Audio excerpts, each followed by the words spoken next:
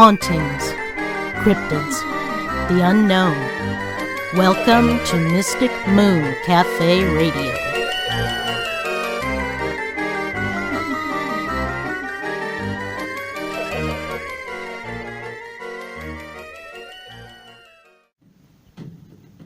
Well, they say that you're a fool.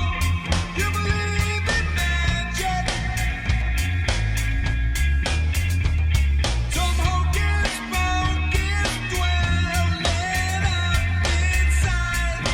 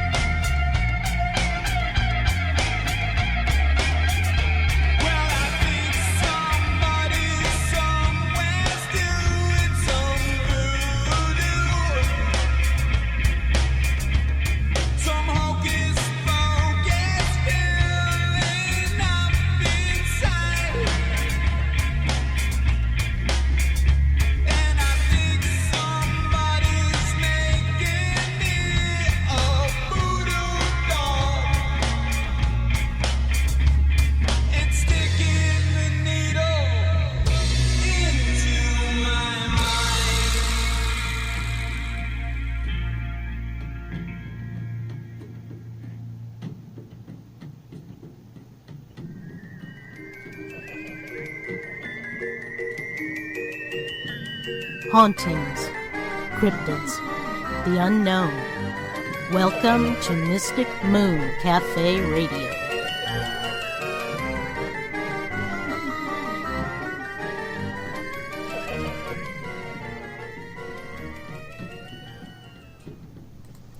Good evening, everybody.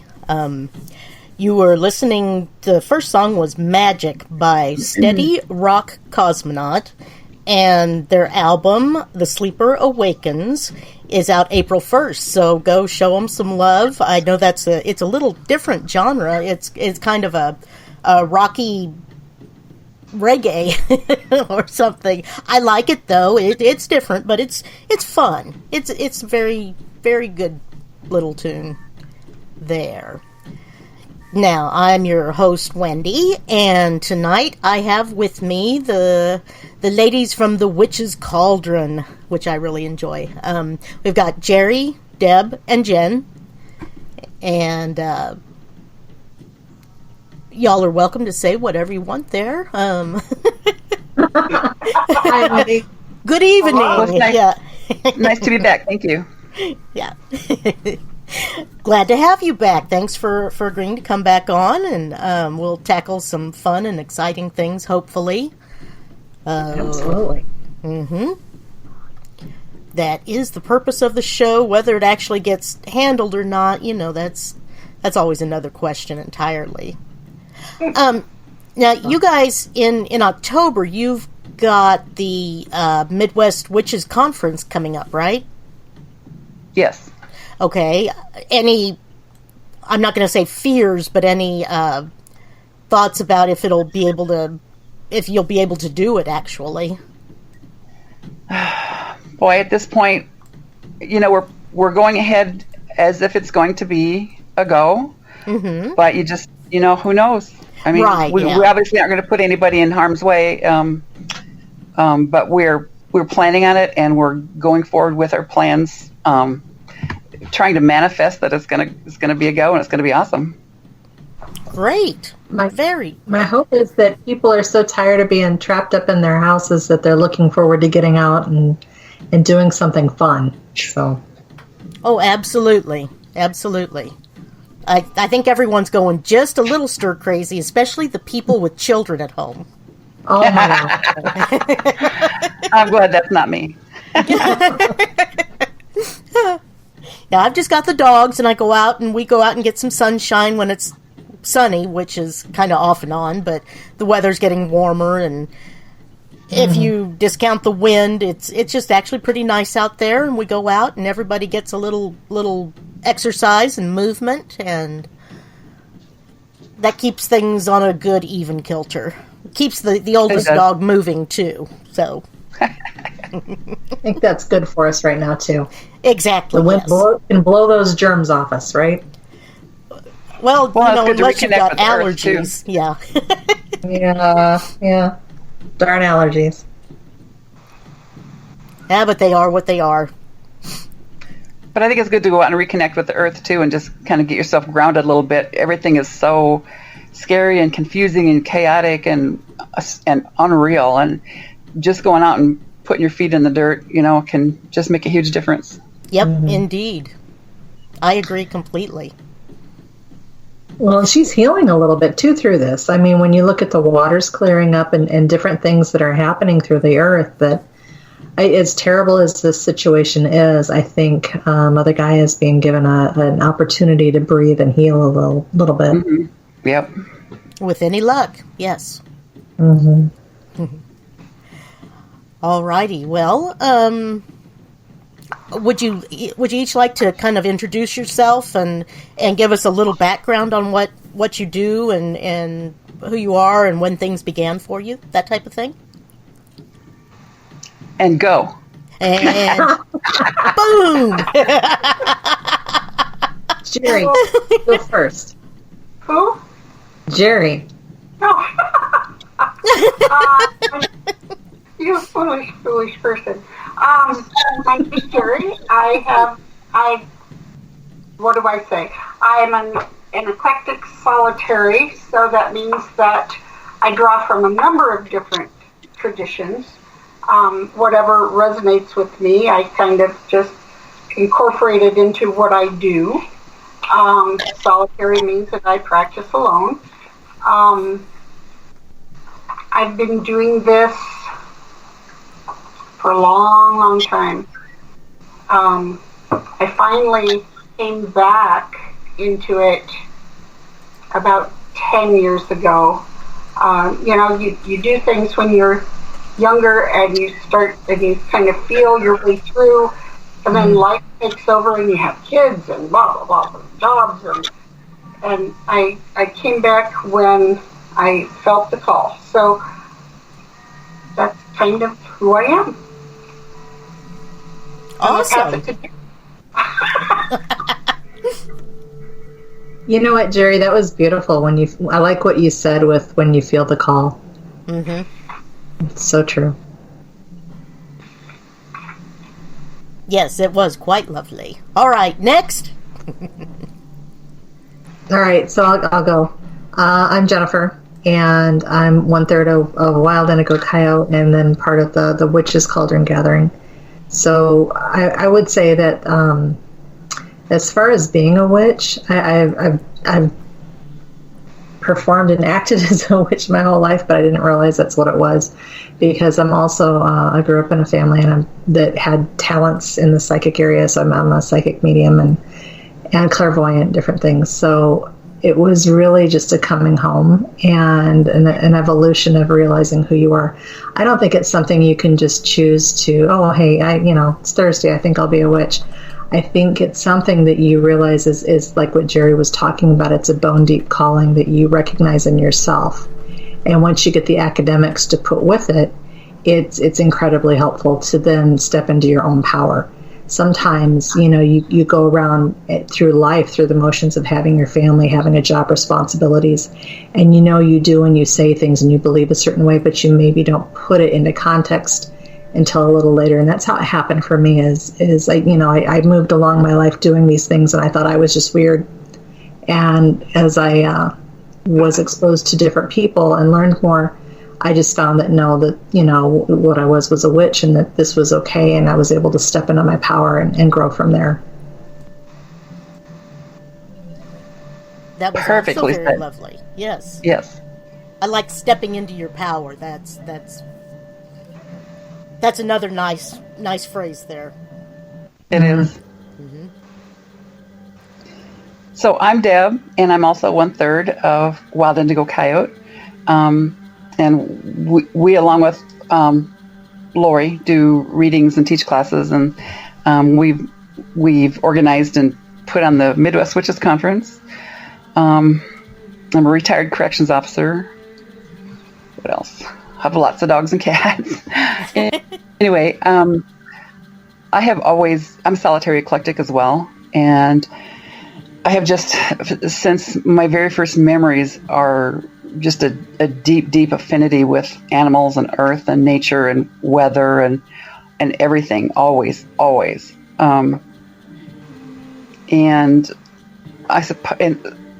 So I suppose I've always been a witch, but I didn't have the terminology for it until, fairly recently, I guess, the last 10, 15 years or so. So to find like-minded people and to create the sisterhoods that I have found has been amazing and wonderful. So I encourage anybody out there, who is not sure, to reach out and find people that you can share things with. It's wonderful. You have to have your community. You have to have your tribe, your people you can talk to. Otherwise it just takes longer. Yeah. Plus you don't feel so weird anymore when you know other people, feel the same way and do the same. I could never get into like the other traditions of witchcraft because they're too much like organized religion for me, which is why solitary and why I'm eclectic is I just pick and choose things that work for me from other traditions, and that works for me. What's interesting though? It's like, you say eclectic. I consider myself a hedge witch who works with a shamanic practice and tied into it with the elements. But when you break it down, I mean, that's just like a title that says, okay, I predominantly practice in this way, but I could bleed over into lots of different ones. And I think that's true for everybody. Mm-hmm. Nobody is 100% tied into one dogma of a, whether it's a label or a tradition. It's got to be a blend because it's so individualistic. I agree. You just, I think, we all yeah. choose. We all take, there's something, and you find yourself drawn into something else, and you go there, and you know, it's all a journey, and every journey is individual in that, but it's really great, because I was just thinking about this afternoon when I was trying to get my head on straight to do this thing tonight. And so we're all eclectic in a certain degree. I don't think there's anybody who is like, I am straight this tradition and I don't do anything else. And I just don't believe that's there. I think we're all doing what works for us. Yeah. But you know what? I have run into a couple of people that are pretty dogmatic. And personally, I think if you ever reach that point, it's time to step back and take a hard look at where you're at and what you're doing. Absolutely. Well, I question whether, well, it's not for me to question, but I question what they're actually doing, you know, where they actually are in their head, what they're doing, because to be like, this is the line, when you're drawing lines, that's not helping you, and it's certainly not helping anyone else. Yeah. Well, and when you're holding somebody else to your same values. Correct. And, they get into gatekeeping that way. Mm-hmm. Oh, yeah. But then the other side is you've got, you know, the topics that we talked about for tonight that we were going to go into, they're really kind of volatile if you think about it, because people get really emotional and they don't want to hear sometimes another view on it, because it makes them question if they're doing it right, which is unfortunate. And I think, it's interesting. It's like how and why are you doing what you're doing? Sure. Well, if this might be wrong, but for me, people that are so rigid in, you know, and unbending in their beliefs, and to me, it almost seems like ego is in play there somehow too. Mm-hmm. And yeah, insecurities and fear would be my. Mm-hmm. Those pop into my head first. There, it's something as an introvert, I don't really have those that much, though. Is that weird? You know, don't you think sometimes, I mean, extroverts and introverts, nobody is above or below anybody else, so I don't want it to come across that way. Oh, very But good. I think sometimes introverts are a little more self-sufficient, right? Yes. We're not dependent on the other people and their approval. Yeah. Mm-hmm. Yeah, belief in self or whatever. Yeah, it's, and yeah, that's, I had neighbors, several years ago that were younger women, and they were so afraid of God and their religion, and that finally one day I said, I am mad as heck at whoever made you afraid of God. And she stopped and looked at me, and her eyes got real big, and she goes, I've never thought of it that way before. And I went, well, I did.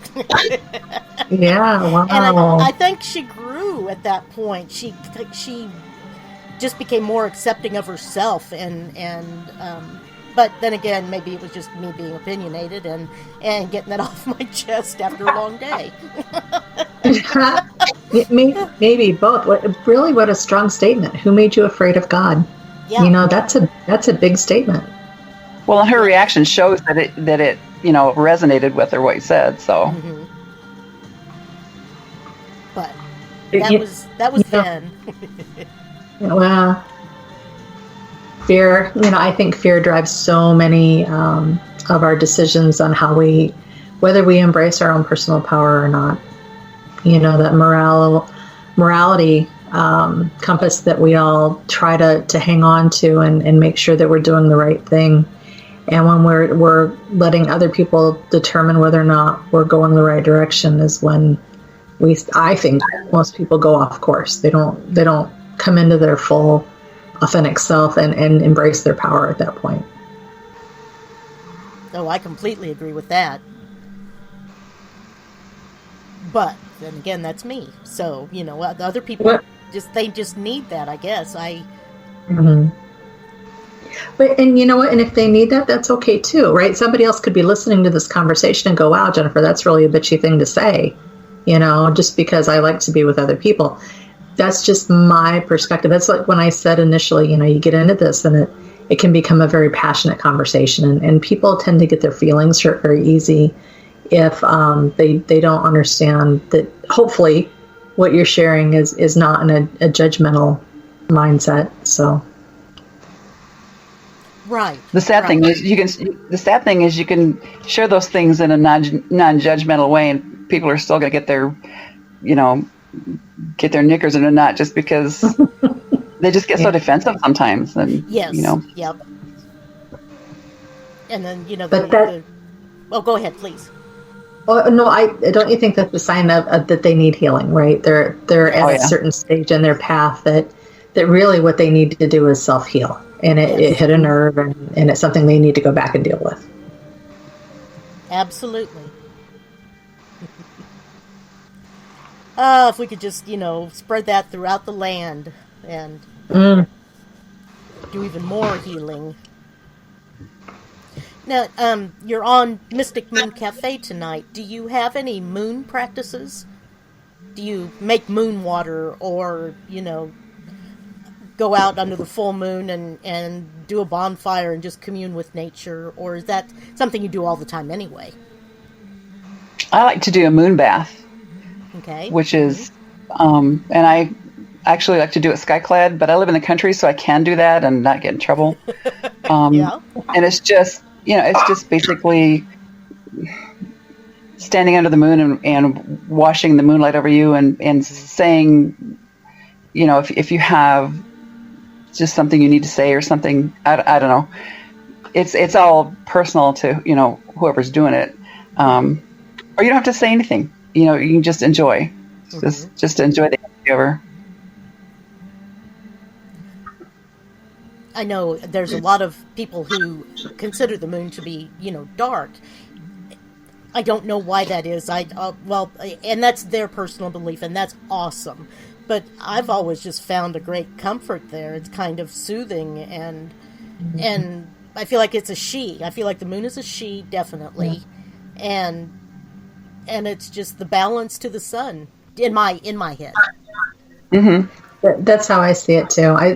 For me, the moon she's feminine, and then the sun is masculine. Mm-hmm. But there's an awesomeness there that when you're standing under and I love all the phases, and each phase brings a different magic. And if you're going to do any type of manifestation or spell work, it all changes with the vibration of the energy according to what phase the moon is in. Mm-hmm. So, if you want to start something new, you start at the new of the moon. And if you want to do something really deep, and I think, and I don't like to say dangerous, but it tends to be for me at the dark of the moon is when I would want to do some mediumship work. I want to connect with spirits that or that haven't crossed over, or that have crossed over, that need some help, things like that. So, there's an awful lot to do.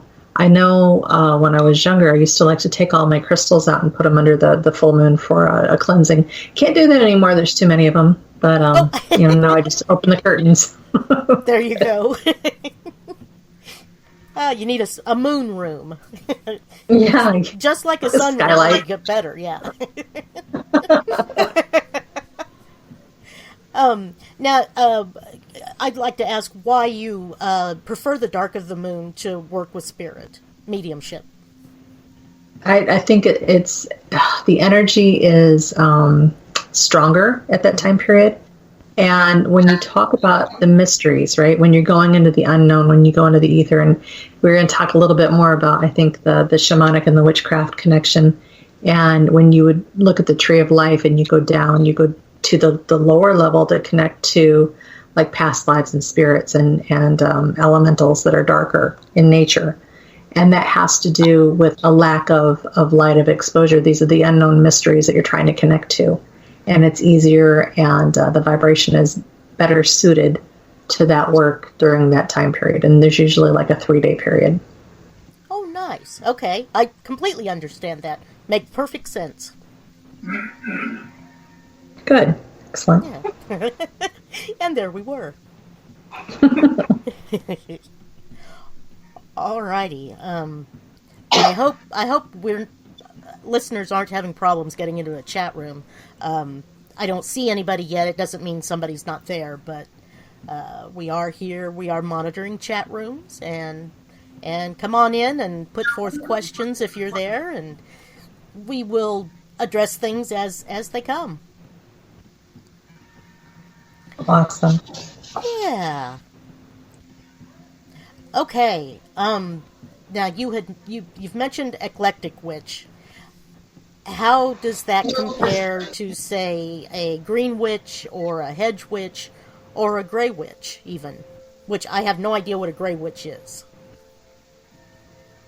A gray witch is just is a witch who works both with the light and the dark side. Okay. Okay. So, an eclectic is just, using bits and pieces of other traditions, for whatever works for yourself. I don't know, Jerri, do you have any other thoughts on that, or? I'm sitting here and I have thoughts until somebody says my name. It's okay, you're amongst friends. I think that when you look at a green witch, and my terminology, my definition of a green witch is someone who works with nature, and plants and gardens and that sort of thing, and someone who is a kitchen witch, does their craft within a kitchen setting, and that doesn't just mean cooking. That can be lotions and potions. So there's that, and then you have the hedge witch, which to me is a person who talks with spirits and it's kind of on both sides, and an eclectic can pull from all of those things. I do lotions and potions, and I can cook really well if I want to. If I don't want to, forget it. But I also garden, and I also spend a lot of time out in my yard and do a lot of things and feed the crows and do a lot of things with nature, and I also talk to the spirit that's out by the creek. So there's a lot of different things. You pick the things that come to you. You just kind of incorporate and make it part of oneself. So to me, that's an eclectic. But as we were saying before, I think that many of those traditions, many of those, I don't know, types or however you want to say it, everything overlaps to a certain degree. Anyway. Yeah.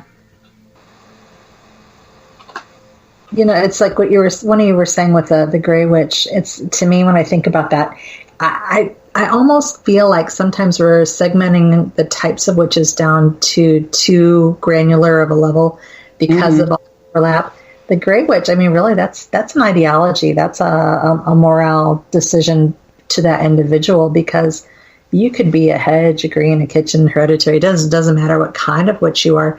That's the vehicle you're driving to work your magic. How you work your magic within that vehicle is up to you, and so that's a personal decision.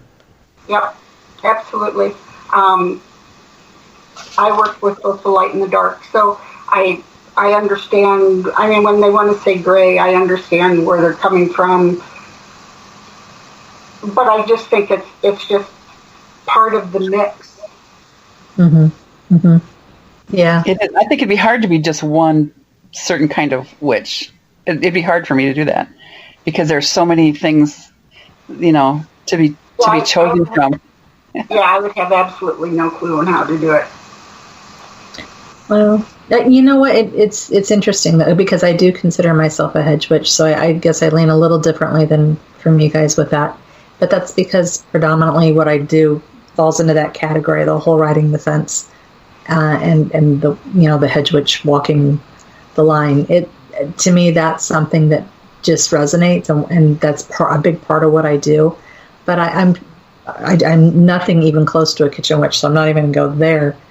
But it sprinkles here and there of the other stuff. Like I love working with dried herbs and the oils, but by God, I'm not going to go urban farming or anything like that. So it's interesting. What was that? Was a poem that was out that people were circulating, and it was really, really lovely. And it was, "Am I a witch?" And she goes through, "Do I have to do?" And she goes through all these different things that she has to do in order to be a witch. And at the end of it, it's like, no, I don't have to do any of those to be a witch. Part of that makes, this conversation makes me think of that, because one of the things, and I'm going to maybe be a jerk for a second, is when I listened to that, I thought it was wonderful. But then afterwards, I thought, well, but you have to do something. You can't just say, well, I think I'm a witch, and then not do anything to practice. Right. I understand that. Oh, good evening, Rocky. Thanks for joining. Sorry, there's somebody in chat. Yay! Yay, Rocky. Yay! Now I know it's available. Cool. Yeah, you had mentioned riding the hedge, or, 1 foot on each side. Riding the fence, we discussed that has a completely different meaning than what just us more mundane people do and practice and what have you. Well, would you explain that a little bit? Sure. So if you if you are geared towards talking with spirit, or like you do mediumship work or psychic work, and you're able to do any type of keep wanting to say trance, it's not trance, sorry, I'm channeling, but channeling, and but it's the visualization. It's when you're able to go into meditation and boom, you're in the other field, right? So when you do shamanic work, you are astral traveling. There we go. There's my words. They finally came back. So it has a lot to do with astral traveling and being able to connect with spirit and do and see different things in spirit, so that your body's here. You're on one side of the hedge physically, but spiritually you've traveled to the other side of the hedge to see what's on the other side. It's like traversing the veil. I like that. That's and for some reason I think I've heard it before, but it may have been in a book that was actually probably more fantasy or urban fantasy than an actual witchcraft type book. Yeah, and you know what though? It's funny. We're talking about labels and we're relegating that to the hedge witchery, but really any witch or anybody who practices any form of meditation or connection to spirit can do that, right? It's just it's a matter of practicing. Some of us are just a little quicker at it than others. Sure. But,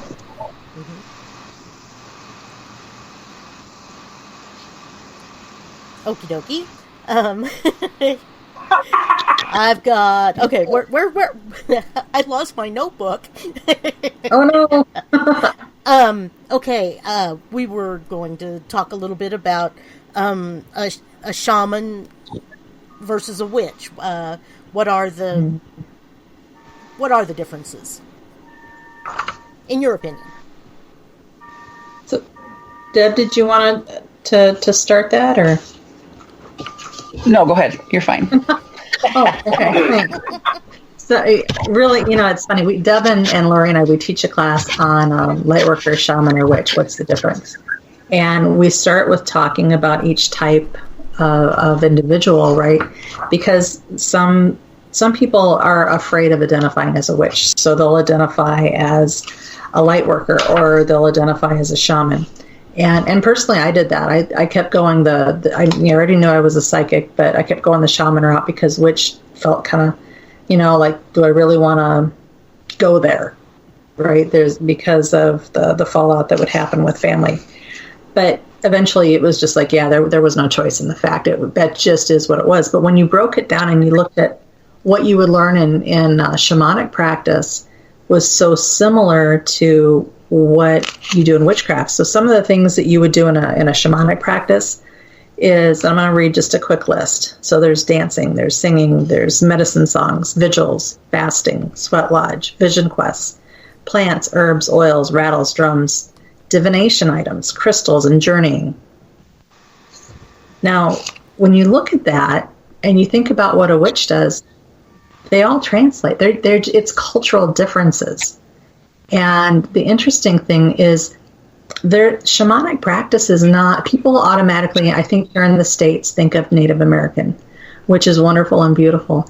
But they don't think about that there are cultural shamanic practices in Asia, over in the northern lands. They're over the Celtic shamanism. When you think about Egyptian magic, do you know there's a tie between the Egyptians and the Celts? The Celts actually went to Egypt and brought magic back. So there's a huge tie that from a global standpoint that we don't consider on a regular basis when we look at this. And so, a witch, she's going to do the same thing, but it's going to tie in more directly from her regional or cultural practices. Does that make sense? Yes, it did, completely. And I'm not going to compare, but, okay, I am just a little bit. The difference between your explanation and our friend Roman, who comes on quite often, he's a brujo and a curandero and a bit of necromancy and a shaman. His look is kind of almost the exact same, but switched, but the mirror effect. I find that interesting. Interesting, yeah. Mm-hmm. But and it's funny. I took 3 different shaman classes, and I can remember sitting in one, I do not mean this with any disrespect, but I sat there and at different classes, when we'd get on different topics, I would just sit there and just like in my gut level be like, no, that's not how I want to do it. Yes, I get it, but no, that's not how it works. And it was finding the differences between the nuances between them. Very cool. Well, for me, shamanism is, I did a retreat, a weekend retreat, workshop, whatever, years ago, and I just felt like it was what's now called cultural appropriation. I didn't feel like that was authentically me, I guess. Okay. Jerri, any thoughts? I have none. I know better. Jerri. Yes, Come exactly. I was listening to that with the feeling that it was cultural appropriation, and I can totally understand that. That resonates. It would feel that way to me too, I think. Especially if it's the other thing presented through the indigenous. Oh, hang on just a second, guys. Who's moving around? It's not me.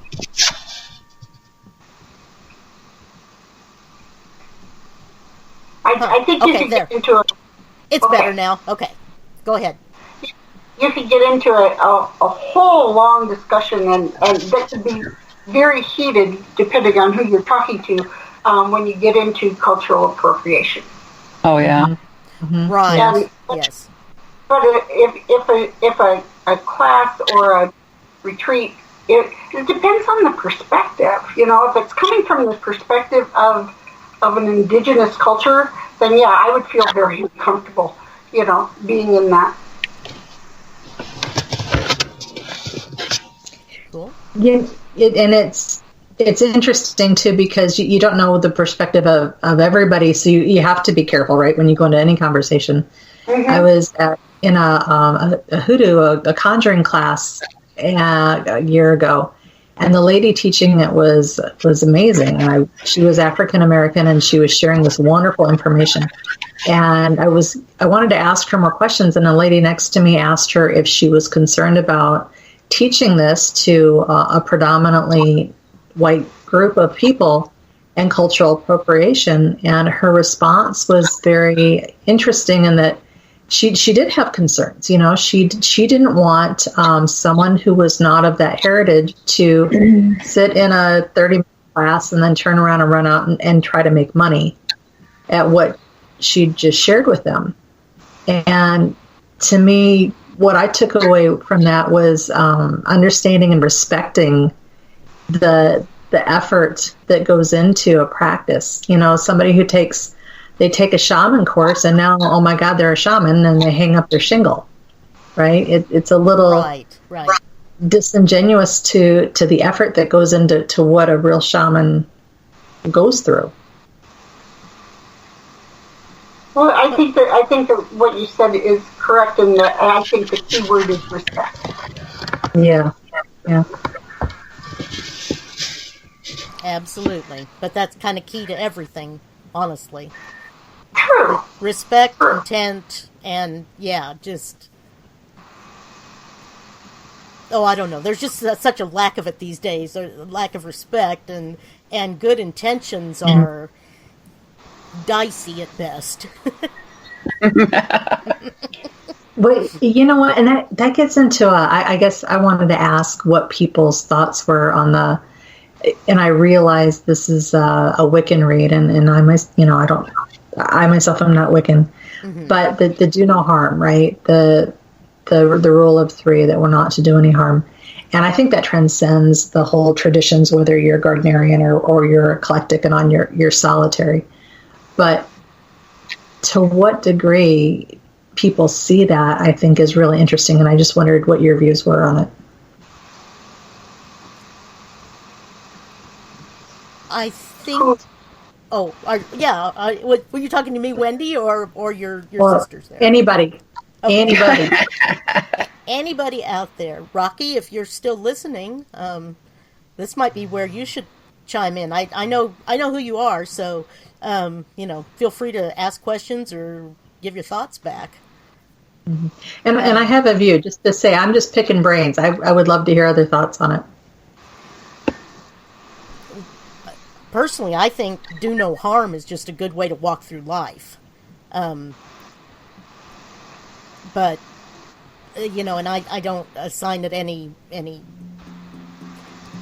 I don't identify as Wiccan either at all, because it's not a religion to me. It's just, once again, it's just kind of a way of life. So... Mm-hmm. But then again, I don't really know that I'm a witch either. I'm just pretty intuitive sometimes, and I love learning about it all. So once again, thank you for joining me tonight. Yeah. It gets into when does defensive magic come into play, right? Right. There is, I don't believe that protecting you or your loved ones or taking assertive action in a defensive manner is breaking any type of a do no harm. Or I personally, that's where you get into that Grey Witch conversation, right? Mm-hmm. No, I agree with that completely too. Yeah, it's allowed, and it should be allowed in my head anyway. I see where a lot of people draw a lot of criticism for simply defending themselves. So, is it the bullies talking then? The people who are trying to pull a fast one and are upset with being called out on it? I think so, and then you've got your self-righteous in belief in their system that they follow. So if you take someone who is a light worker, and they are everything is love and light, and we are going to conquer everything through love. If that's your viewpoint that you're looking through, and yet somebody else chooses to do some defensive magic, you could look at that in a very negative light, whereas, that person who's using defensive magic could be very much the right decision for them. So, But you get strong opinions going either way. Right, yeah. I don't think it all can be love and light. There's a very old saying that those who wish for peace prepare for war, because you're going to have to fight tooth and nail for it, and you're going to be going up against individuals that it's no holds barred. They don't have morals. They don't have a moral compass to tell them, that whatever they're doing is really not good. But then again, who am I? Because they might view me in the exact same manner. That's one of those funny circling conundrums. There we go. Well, it is, and that's one of the reasons that it becomes such a heated discussion, is Right. because it's very personal and it's very deep-seated into your own moral makeup and your own the way that you look at the world. I wouldn't go out and purposely hurt anyone, but I will catch your ass. So, I've said that more than once. My Deb and Jennifer have heard me say that before, and Yep. and it's I don't go out to purposefully hurt someone because I think I can. That's just silliness. But yeah, there are lines that have to be drawn. Yeah. Indeed. Totally agree with that. I don't ever want to piss Jerri off. No. Oh, you are too funny. Well, people who are all completely, totally love and light all the time, that's just unrealistic. I agree with that as well, yeah. But there's a sense of ego in there too, I think. Well, I think that personally for me, I think they're lying to themselves. So because no human alive, I've met quite a few in my lifetime, and nobody is all love and light. Yeah. Everyone has a dark side. It's just whether or not you want to embrace your whole self. Right. Find that really good balance for you and live a full life. Well, and that's how you come into your power is accepting you in your totality, right? You can't Absolutely. pretend to be something else. Absolutely. Yep. If you can't embrace your dark, you're going to have trouble with the light as well. Oh, exactly. Yep.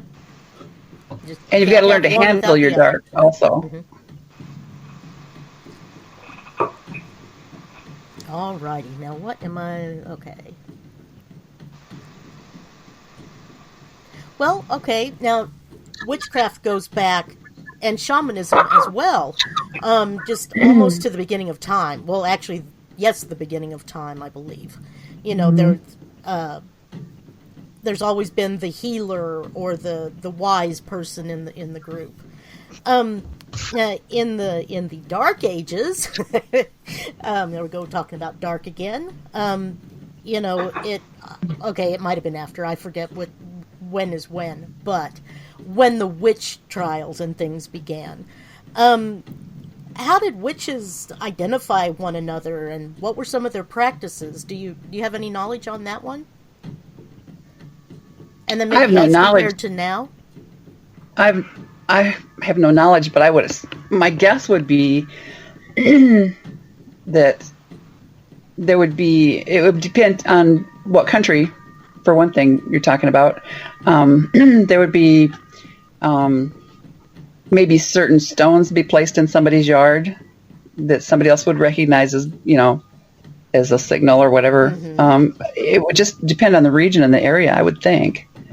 And it would just be something small like that that it's not really blatant, but it would be like kind of blend into their decor, so to speak. Sure. Okay. I think they were the healers, but one of the easier, they were the known go-to, and it was men and women, not just women, that if you needed help getting pregnant, or if you had a cold and you needed a poultice, or you needed a tincture or something like that, or some magic. And it depended, again, like I think Deb's really right in that it depended on your origin. of location. But things like the witch's hat, the pointed witch's hat, that was in European areas when the was usually women, but they would set up a stand out in the market and they would be selling salves or different things and herbs, and they would wear tall hats so people could find them easily. Oh, okay.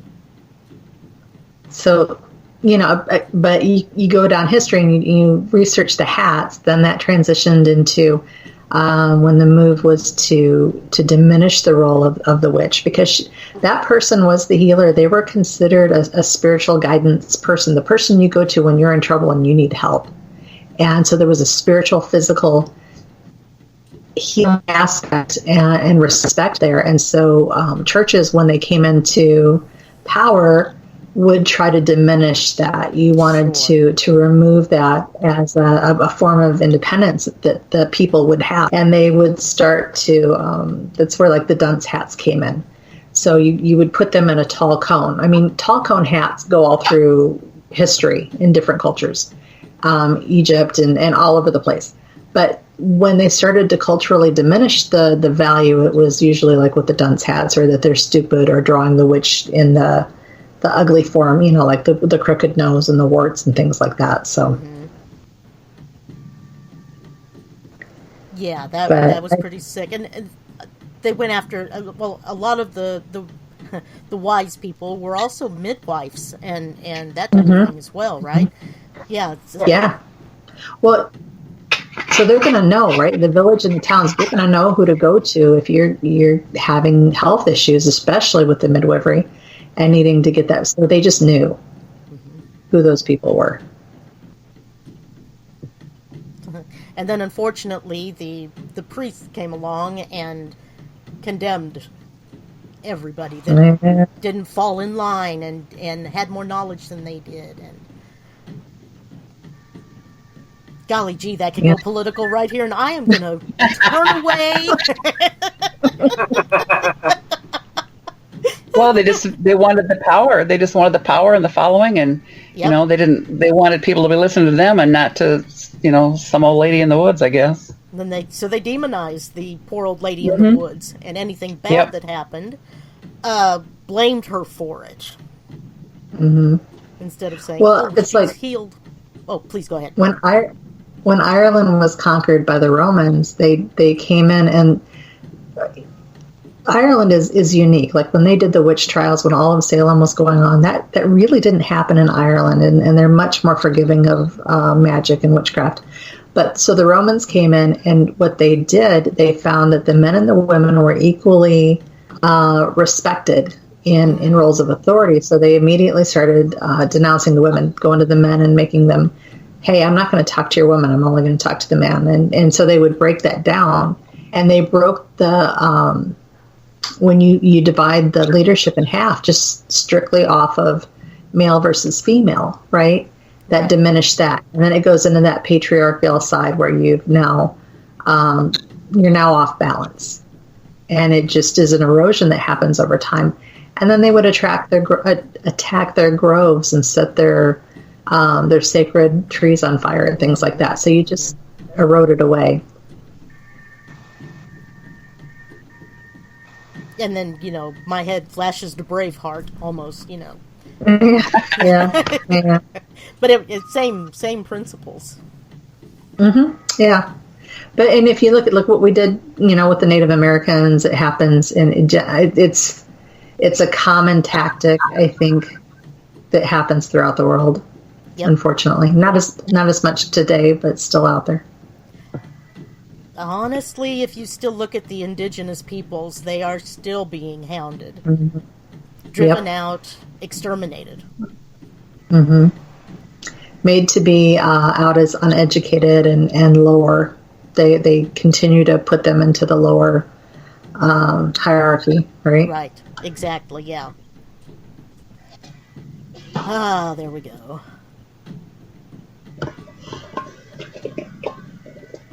Yes. There's a J. Ron in the chat room, and yes, ladies are witches, and we're just having a general discussion. So if you've got questions or thoughts, please I will pass them on right through there. But okay, Yeah, if you well, have any questions, please ask. Jerri, come closer to your microphone. I don't want to. Are you social distancing? I am. And more things than one, damn it. Right. Is that better? A little bit, yes. Yep. Well, let me Sounded like see you if were this- across the room from your microphone. Oh no, I'm sitting right here. Okay. I could put my headset on if I need to. Oh, I think you're okay. Okay. Jay, we're on there in the chat room. How is the sound coming out? It's hard to tell. Everybody sounds pretty darn good in my headphones. Excuse me. And okay. Now, do you all do much with, say, witch bottles? I find them very interesting. However, I've not done anything with them. I've done quite a bit of research, but and I think that it's really interesting, depending on where you're going with that. But I haven't done anything with it. A lot of times they started out, I think, truly as protection, and at least that's in the way that I am reading this. So you do your bottles, and then you plant them in the four corners of your property or under your front step. Used to be some of this stuff would go under the hearthstone of the house, and it was protection. Yeah, it was protection against witches. There's a duality there with the witch bottles, right? So one version is to protect against witches, and the other is to attract witches and for healing and blessings and things. The funny part to the witch bottles for the protection that I guess cracks me up is the belief was that the witch she'd be attracted into the bottle because they would put sharp items and then urine. And so the witch would become confused, and she would go into the bottle thinking there was a human in there and then not be able to get back out because apparently witches can't go backwards. So that was... I were way smarter than that. Come on. That's like the windows on the East Coast that are like on a slant. That was to keep witches from flying in the window because they couldn't get in a window from the slant. I just looked at that and went, really? You gotta be kidding me. Well, the urine in the bottles was cracking me up because personally, I'm not going to be attracted to a human that pees all over themselves. So I still don't understand it myself. But. Say, oh my God, that smells awful. Oh, there was a man that somebody brought in and a really old bottle from, I guess it was some winery or something, and they took it to Antiques Roadshow. Yes, and he drank it. Yes, he thought it might be Oh, porch. get out of here. Mm-hmm. That's And it turned disgusting. out to be, yeah. It turned out to be a witch bottle. Yeah. Yes, That's nasty. exactly. Mm-hmm. Yummy. Well, Completely he got what he deserves. I thought, I saw that story and I thought, yeah, okay, fine. You deserved everything you got there, buddy. Oh my God. Exactly. He's lucky he didn't get typhus or lockjaw or something. Something. At least an upset stomach. Come on. He probably walked off the set and threw up. Truly, when he realized what it was. Wouldn't you smell it first? Oh my God! I mean, why would you open something that old and just take a swig of it? That's just ridiculous. Apparently, he thought it might be a port or some kind of a whiskey type thing. I think. And Well, any alcohol that smells like old urine is not going to entice me. That's for no, sure. not even. It was a port, all right. Yeah. Well, Oh, I think those are similar to the fairy balls too, right? It's really popular right now to buy witch balls and to buy fairy balls and to hang them up Yeah. around your house as decorations, and they're seen to have healing powers and be a good omen for your home. Which I find it interesting that there's such a disparity between the original purpose behind it and what's popular today. Well, definitely, yes. Very, very interesting. I know I see where they keep finding different, like mummified, or not mummified, desiccated, is that right? Like animals in different flagstones, cornerstones of homes. Cats. Very old homes and everything. And people are just, they're outraged, but, back in the day, that was considered to somehow protect the home, strengthen the walls, the whole shebangy. yep. It was all protection. Yeah. Who are Well, we to laugh at them? Well, right.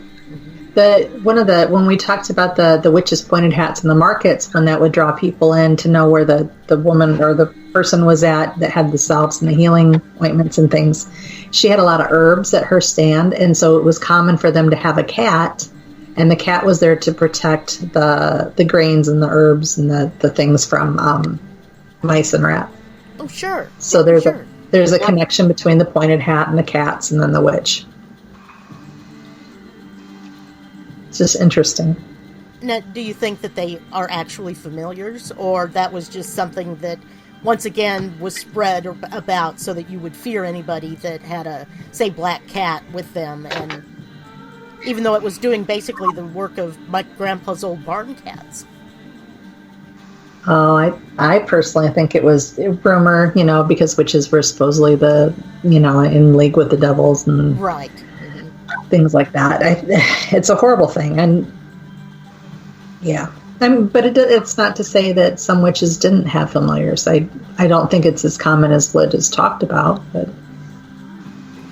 That was probably more spiteful individuals who just weren't happy with life. Okay. Let's see. oh, you brought up spirit bottles too. That people ask you a lot about what's the difference between a witch bottle and a spirit bottle. Right. Yes. And and I had to look that up because it's a southern thing, and it's not. I guess I've seen people with them in their yards, and it was interesting that it had the same context. Do you know that came from the slaves that came from the Congo are the ones who brought that over and started doing it? Yeah. I figured it was. I believe I had read that it was started. It was almost more of like a hoodoo or voodoo type of practice. Yep. With a connection to Christianity, though, because it tied in with the Bible, and that myrtle trees were seen as freedom and a form of escape, and so they would put those bottles on myrtle trees, and I thought that was interesting. But it had the same duality going on that the witch bottles did, where in some cases they're put there to attract demonic or bad spirits and to catch them in the bottle.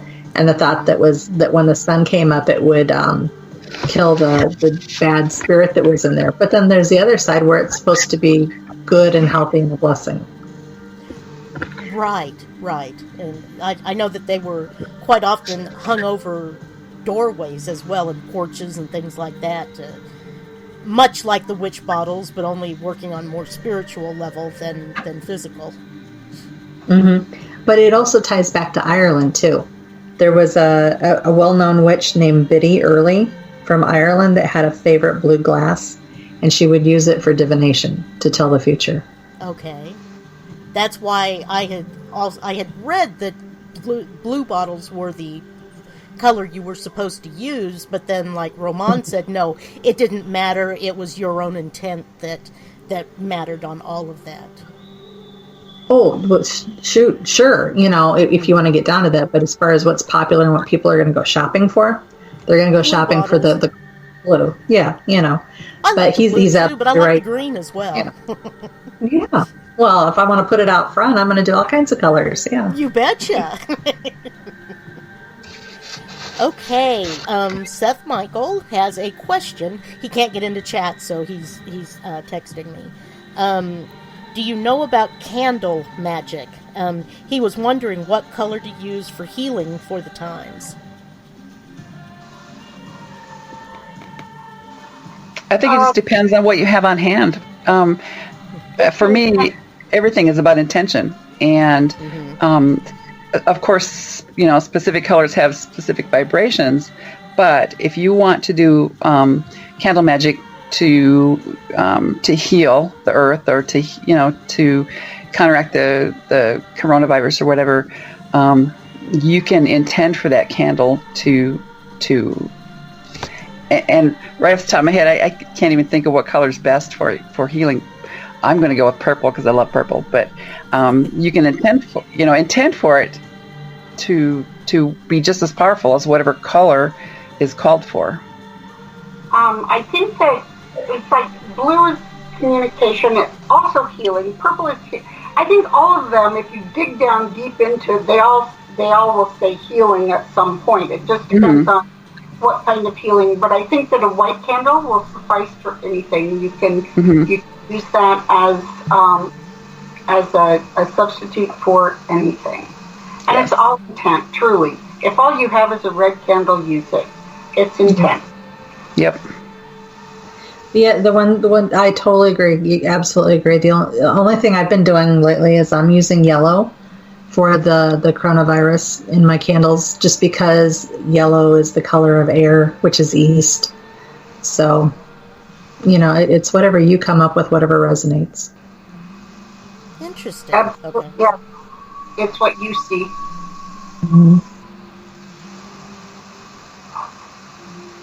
You guys like my alert tone? I wonder what that was. Yeah. I thought you had a banshee in your room there. Well, like, no. A sleepy German shepherd, yes. A banshee. Oh.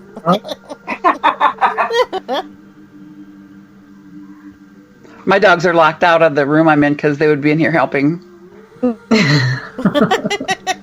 Well, I can't lock the door, or they sit there, and my big one knows how to open the door, so it's just no use. I don't have a lock on it, and I got a baby gate up. I just put a baby gate up across the doorway, and then so they sit there and look at me like they're being punished. It's really funny.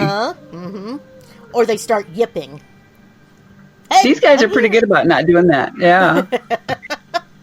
But we get them to singing almost every night. We howl with them, and they're so funny. They love it so much. I know they do, yes.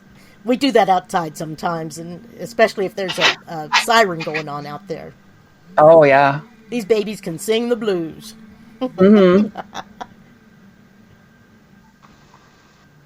Okay. Seth, his signal's going in and out, so he's having a hard time hearing. But okie dokie.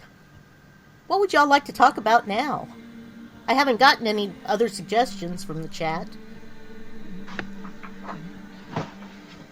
Well, what are those people in the chat doing, for goodness sake? They're hanging out. No, I've been in the chat many times myself. Indeed. Yes, you have. Thank you. Okay, I just did a little pull up on candle magic. And the health is green. That's also money and growth. White, they list healing. When I looked at red today, that's more passion and love and that sort of thing. But when you got down under it, it also listed healing. So yeah, that's just what I found here on a real quick look. Oh, cool. Okay. You know what I like to use whenever you're looking to do any type of magic and you want to do some spell work and you're not sure what color, what item. I tend to look towards the elements, air, earth, fire, water, because when you learn about the elements, that really it's the perfect recipe to do anything you want. So if I wanted to increase my knowledge on something, I'm going to take a class and I want to do a really good job and become an expert on some topic, then if I stop and I look at the elements and understand what they're telling me, I would know that east has to do with communication, and it has to do with knowledge and understanding and clearly defining things. And so I could incorporate anything with east. So air could be some feathers. It could be anything that would be standing outside under the wind. It could be the yellow color. Animals would be, like a hawk, birds, anything like that. And you can incorporate from anywhere with that type of pattern between just the elements. Interesting. Now, I like from popular culture, like the one which is going and calling the watchtowers. What is a watchtower? Why, I know what a watchtower is, but maybe kind of explain how it's used in witchcraft and what that connotation is. Is that the same as the corners? I think so. Well, the corners, to me, the corners are connected to the elements. North is ancestor. I also connect it with Gaia. East is air. South is fire. And west is water. So Gaia, so earth, north, earth, ancestors, east air, south fire, west water. So those are the four corners, and I call them every morning. So and invite them to my day. So that's what they are to me. I mean, I use them in spell work as well, and you can use them in protection work. But as far as a day-to-day kind of morning ritual, I invite them to my day every day. Very nice. If you think about the elementals or the elements as hosting elementals as cognizant beings, right? So if you start with Earth, you've got the Gnome King, and the Gnome King is the leader of the elementals that adhere to the Earth as their element of home.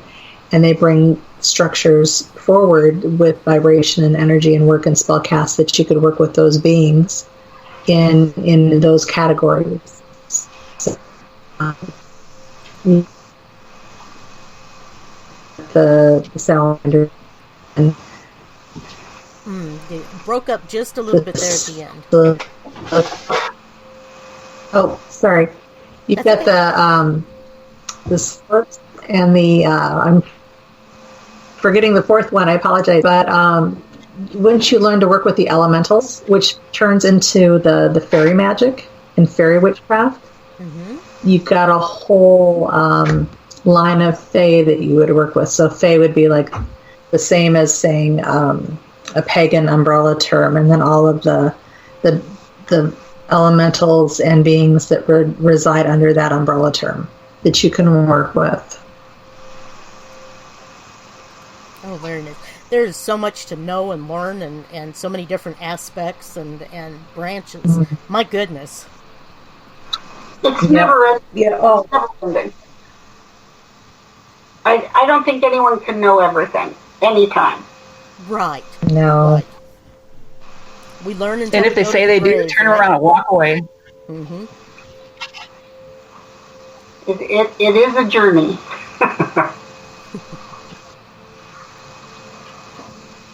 Okie dokie then. Oh, where would y'all like to take the conversation now?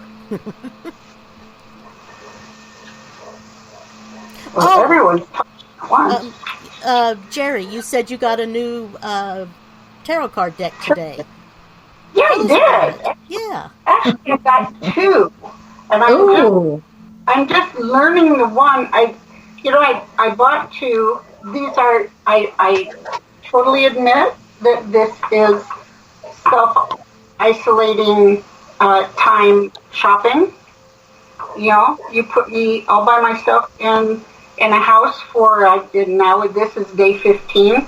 I start to look at the internet as a as my friend. But anyway, I was going to take an intuitive tarot class and online and just kind of check it out and see what it was. And I started looking for a tarot deck that I've had for a long time, but in two different moves, I had no idea where it is. So I decided I would buy a new deck, and then I started looking. I went to Llewellyn, one of my favorite places to shop. Mm-hmm. And I found one called the Silver Witchcraft Tarot, and the other one is the Triple Goddess Tarot. And I, right now, seem to like the Silver Witchcraft Tarot the best. So I've just been playing with it all night and kind of working it into getting it used to me. Oh, cool. Okay. Yeah, so I've just been pulling cards and shuffling and making it kind of familiar with the way that I operate. So anyway, that's it. Now Deb and Jennifer do readings. They are way more advanced than I am. I look at the cards and say, "Oh, I like that one." I'm about that same way. Yep. Oh, this one speaks to me. Oh, That's really? what makes a good card for you to read. If it speaks to you, then that's what you need to, Absolutely. But so far, that's about as far as I've gone. So we will get there. Well, Jerri, let me know when you want to do a reading. I'll volunteer. Oh, okay. I will let you know when I get to the point where I can look at these things and say, "Oh, 3 of Wands. Let me see. He's looking off into the So yeah, I'm trying to become more intuitive with them rather than go, "Oh, 3 of Wands. Let me look in the book. What does it tell me?" So it's all a learning process, and the learning curve is probably steep. But what am I going to do? I'm sitting here. This is day 15. So I'll play with the tarot.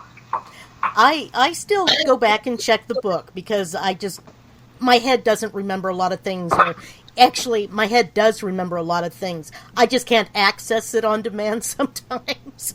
I understand completely. Yep.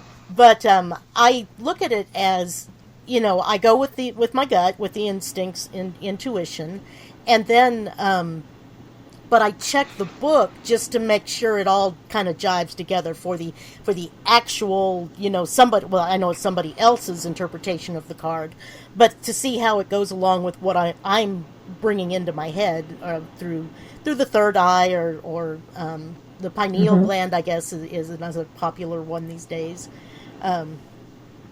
So it's a tool. So and that's okay. It's okay to look it up, but go trust your instincts as well. Is my own theory anyway.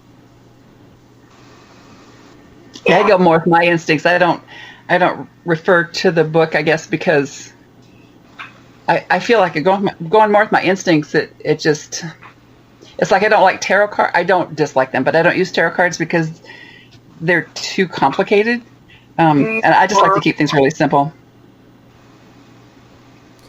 Do Okay. you use oracle stuff? I'm sorry? Do you use oracles? Yes. Yeah, that's what I oracle thought. cards. Okay.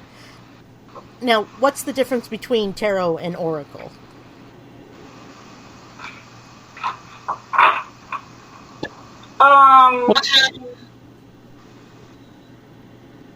Well, tarot usually a 78 card deck. It's got wands, cups, pentacles. What's the other one? Wands, and then the major arcana, and they have their meanings and their intertwining correspondences. And I think of an oracle deck as, I think of a tarot deck as being more, and it sounds really bad, and I don't mean it to, but I think of it as being more of on an intellectual, on a brain kind of plane, and I think of oracle, at least when I work with oracles, on more of a heart,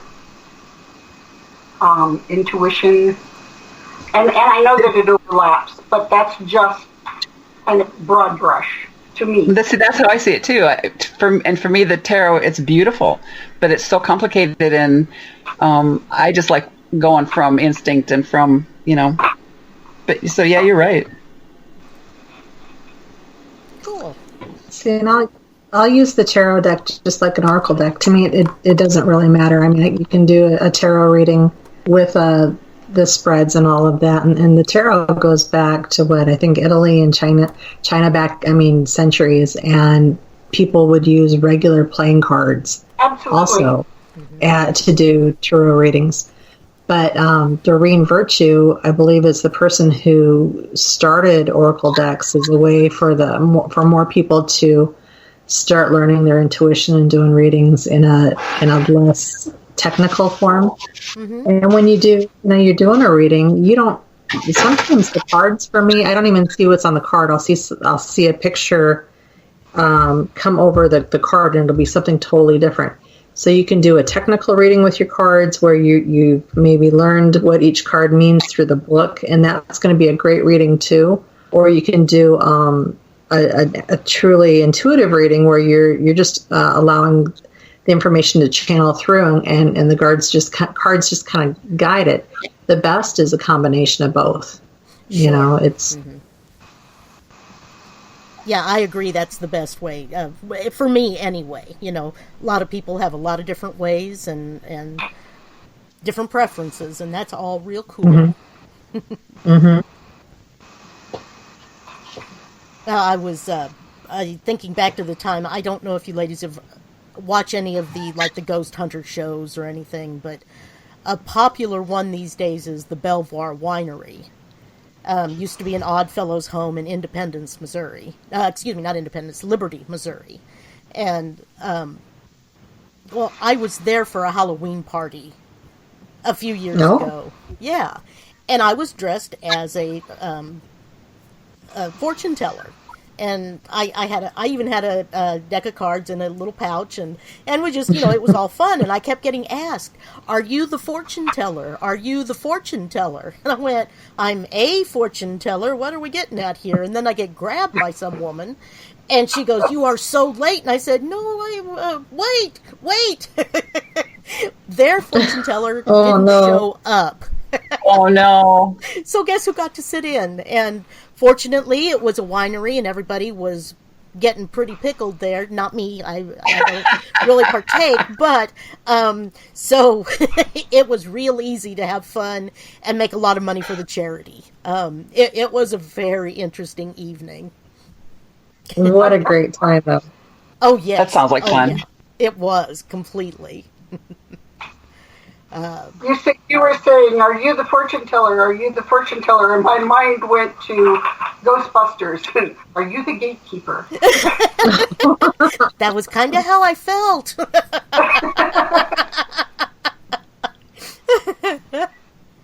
But do you all have kind of fun stories about different readings that you might be able to share with us, or I don't know, something? I go Deb and Jennifer because I've not done, and I know that they have a lot of readings, and most of them are interesting. Mm-hmm.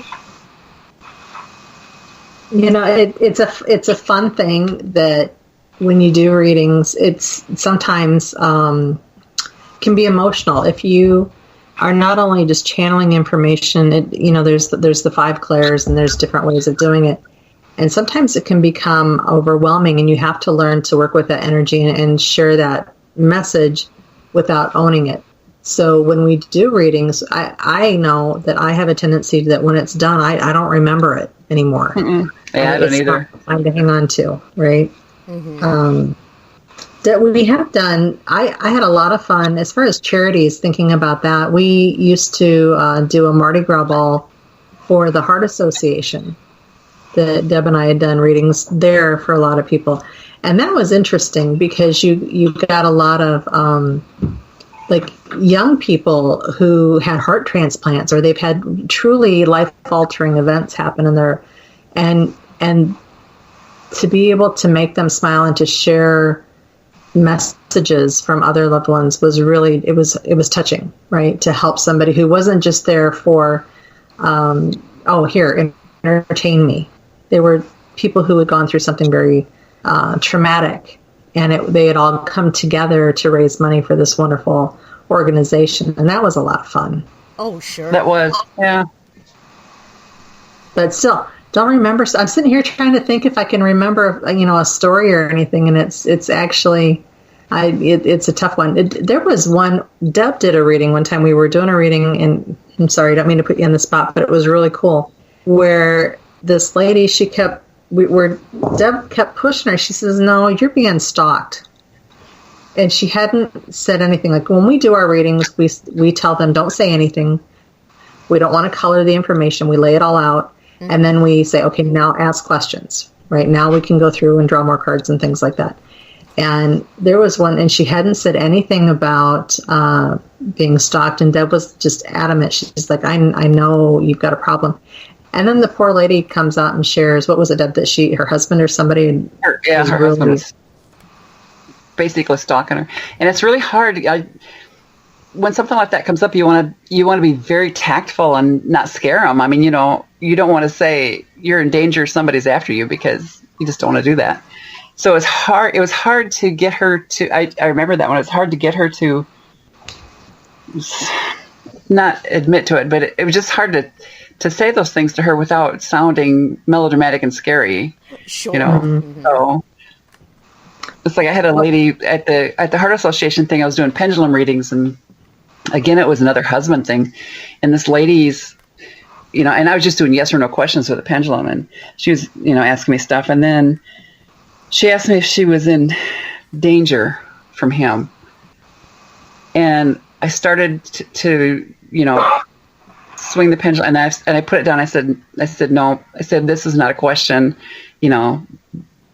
because no matter what the answer is, it could be, if I say yes, then you're going to be overly cautious and always scared. If I say no, then you're not going to be prepared.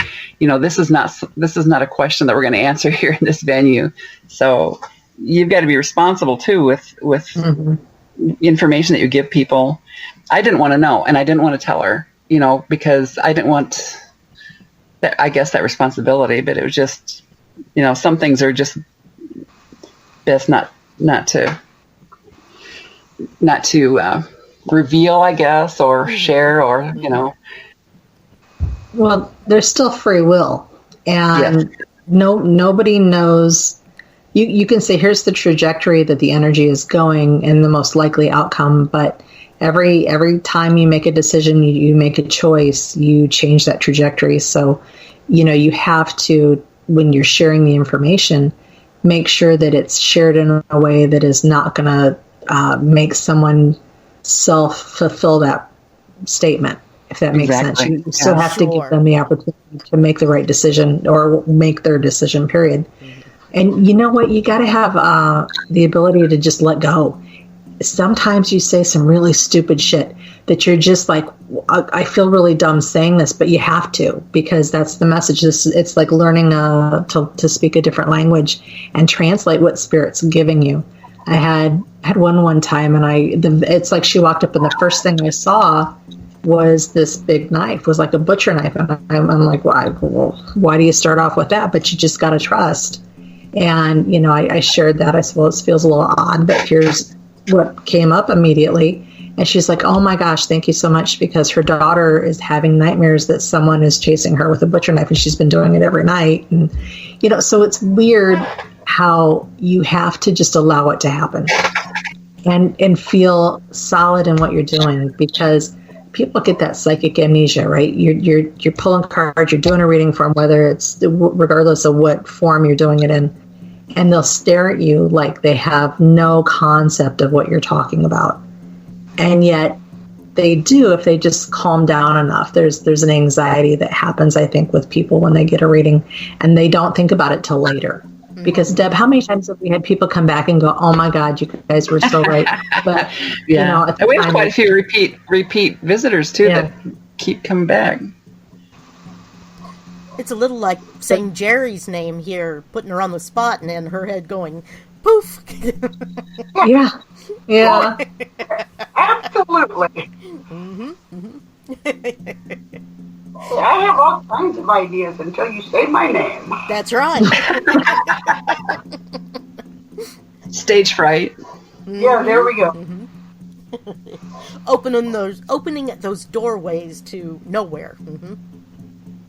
So do you think when people think about getting a tarot card reading or a psychic reading or anything like that, that they consider that person a witch, or that is that a hand-in-hand thing, do you think, in most people's minds today? I think it is.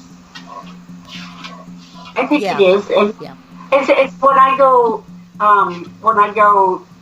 if I go and have a psychic reading, that I feel like I'm in my community, I don't feel like I'm stepping out into something else. I feel like we're all in the community.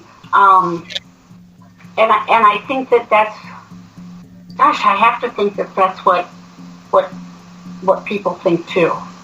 They, that when they come, that they know that they're walking into a different community.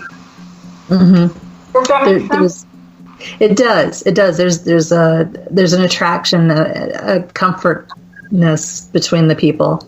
I think sometimes I run into people who do readings that in my mind they're performing witchcraft, but I know in their mind they don't consider it such. Sure, but I think that those people are not really. They haven't taken the blinders off. Yeah. And at some point, maybe at some point they will, and they'll realize what they're doing. It's like when you finally hear the call, or when you've heard the call for a long time, but you're finally paying attention. It's taking those blinders off and saying, "Oh, well, this was here all the time." I think it's interesting, right? Because when Deb and Lori and I, when we got kicked out of one of the places we were teaching at a college, and we had a group of Christians get us kicked out because they said that we were making other witches. And I think the interesting thing for me is that witchcraft witches are the only group that they don't go out and recruit. We're not trying to make more. And yet I think it's one of the fastest growing groups of identification right now. It is. And I think that in many ways is indicative of the spiritual shift that we're seeing. Yeah, that's what I was thinking as well. And the scary times, people are looking for, I'm not going to say better answers, but just a slightly different approach, maybe. Well, and there's a comfort in it, too. I mean, for me, there's a huge comfort in it, because when you have the belief that the universe will take care of you, take care of everything, and is doing what's right, that's just a comfort. Even if what you're going through is scary and feels dangerous, whatever. That's my perspective. Right. Yes. Yeah.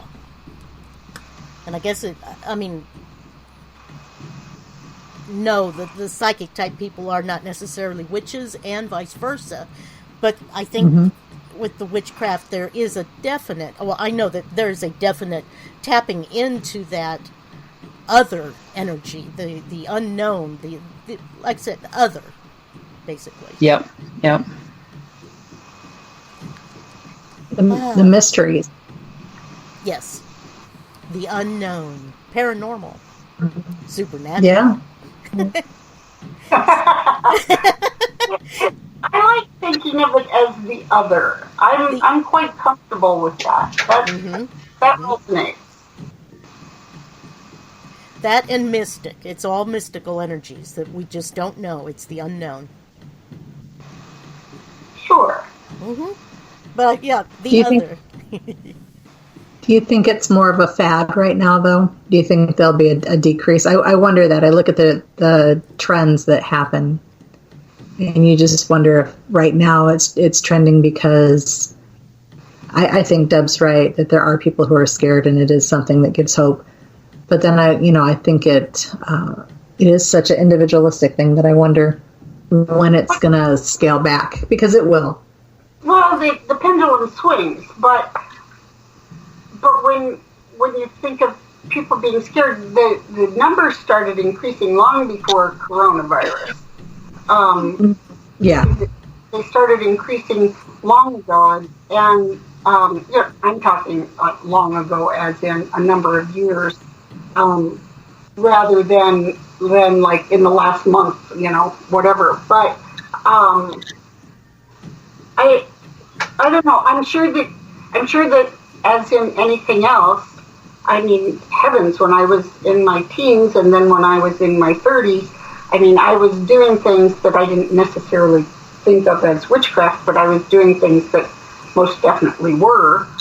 And then they would go take kind of a back burner for a while, and then when I hit my 40s, late 30s and early 40s, I was like, okay, let's just be real about what this is, So, so I just, there's going to be some back and forth, but I don't know that. I guess I have to believe that the people who are real will be back, even if they disappear for a while. And it may even be what's happening now, that the people who were here before are coming back to it as well. Sure. What do you think some of the things are that people enjoy more? If I'm going to be drawn into wanting to practice down this path, do you think it's the divination, or is it the nature-based aspect to everything? Right now, I think it's both, actually. Maybe people are becoming a little more aware of the earth and how it's being destroyed so much so fast. And maybe perhaps they identify with the natural and the healing ways of the witches and Wicca too, for that matter, but without the religious aspect. Aspect. Well, it's like last Saturday we had the candle lighting for the healing, right, for the coronavirus.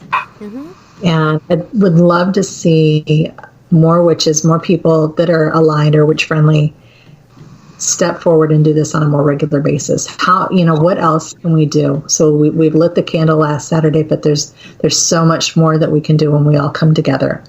We need to really move that energy, and I think the witches need to step forward and start taking a leadership role in driving that back where it needs to go, and helping and going back to the earth. It's like watching Gaia again. I know I'm repeating myself, but watching Gaia heal as we isolate a little bit, and helping nature come into balance with human beings and get us just thinking differently again and acting differently with her. Well, I think too, if we all focus on atmosphere and earth and Gaia, and pull together. I know during the elections there were people, if people can keep politics out of it and keep the divisiveness out of it, and we can all focus on one thing that we all agree on, which is the healing of the earth. I mean, I would assume we all agree on that. Yes. Yeah. That can be so much more powerful than having two sides kind of butting heads over something. I think that's a great point, Deb, because it's when they're in opposition, then we stagnate. And exactly. We're not making any progress like we should. Yeah. But I mean, imagine this, the power, like the candle lighting thing, the power of that. Every single person doing that was intending for the same result. Right. The power of that is incredible. Well, and even when we get together for the Witch's Cauldron gathering, I mean, it's been a while. And this last time, Jerri lit the candles for the ceremony, the ritual we were doing. And the energy, that you could just feel it, vibe and thrive in the area. And when we all come together, it's amazing. Mm-hmm. It is. I thought it was interesting at the last gathering when we did the water is clean ritual.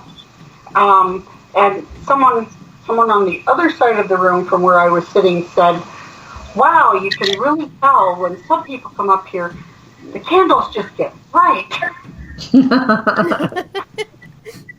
So I was like, yeah, that's different energies that come into. Well, I mean, would it be feasible? Would it even work if we did it virtually? I mean, I'd be happy to host such a show. And we could just kind of zing it around the world and have everybody have their candles ready, and at the countdown or whatever, everybody do that, light their candles, send the energy out with the intent and purpose of healing. Absolutely. I think that would be great. Yeah. We may have to make that so. I like it. Yeah. I think anything we can do right now to come together and do that is just necessary. Bring everybody back. Well, and people can send Reiki, and people can light their candles, and people can send, healing spells, or I mean, there's so much that we can do. There's so much we can do. Now, from the safety of our homes. Right, exactly. Right. Yeah. While still being isolated. Oh my goodness. Jerri, I wanted to ask too. Did you get your wasn't elderberry, you were going to make something else? Ronia berry? Did you get that made? I did. Excellent. I even have in my phone on my calendar when it will be ready. So I don't forget. And every day not every day, but about every other day when I go to the cupboard, because I keep it in the dark, I give it a little shake. So the hippie shake? Yes, absolutely. Maybe not very violently, but absolutely. See, and that's an area not a strong suit for me as a witch. I'm not good at making my own tinctures and salves and stuff. So I love when Deb and Jerri are doing things like that. I think it's fantastic, and that's an area I need to strengthen. Right now I go to Walmart and buy it. Not quite as witchy. So there, yeah. I've had this elderberry tincture for a while. I believe that we might have made it with at one of the classes, and I always say that I take this elderberry tincture and either the elderberry is helping me or it's the vodka. It could be either one. Do you know how I take mine, Jerri? I have like a little jelly jar, and I'll just put some in that with some cinnamon and honey, and shake it up, and then just have just a tiny sip. Whenever I feel like I'm coming down with something or whatever. Oh, really? I just do a teaspoon in the morning. Yeah. And put some honey and cinnamon in it. It tastes really good. It's very berry, with a little kick. But it's got the vodka in it. But I made that. I did honey fermented garlic, which is now ready, and that's quite interesting. You think of honey with this really strong garlic flavor. It's Ew. really What do you do with that? I mean, I don't think I could get it down my throat. Well, hold your nose, my dear. Hold your nose. Okay. It's good for the immune system. Supposedly. Sure. That's the call. And so I made some because I find these things interesting. And so if I have, if I'm in the store, I think, well, I'm just going to buy five of these big bunches of garlic, and then and pour all this honey over it. And Michael keeps saying, you know how much you just spent in honey? No. But it's cool, and it's all good. But it's really interesting. But I was going to say, Jennifer, next time we have a gathering, and who knows when that will be. But the next time we have a gathering, I will bring you some of my lotions and potions. Oh, that's nice. Nice. I would love that. Thank you. I make stuff every Christmas and send baskets to my kids. Oh. That's really nice. Different lotions and potions, and it's fun. I have a good time doing it, and yeah. So do you have access to elderberries, Jerri? I do not. The city cut down all the elderberries. Because I have a shit ton out here. If you want to come out here and collect elderberries, you could come harvest with Jennifer and me. Oh, we like to forage. We like to forage. Let me know when you're foraging, because I had elderberries down just right off of my property, but they were there, and I fought the birds tooth and nail for them, and then the city came in this fall and just ground them all up. Oh. Cut them all down and ground them all up, and I was standing there with just little tears in my eyes because my elderberries were going away. So I got a lot out here, so you can come out here and get some. I will do that. We'll have a picnic. Ooh, sounds like fun. Do some foraging. Yes. Perfect. I'll take you to my church. All right. And there, another thought and movement was born.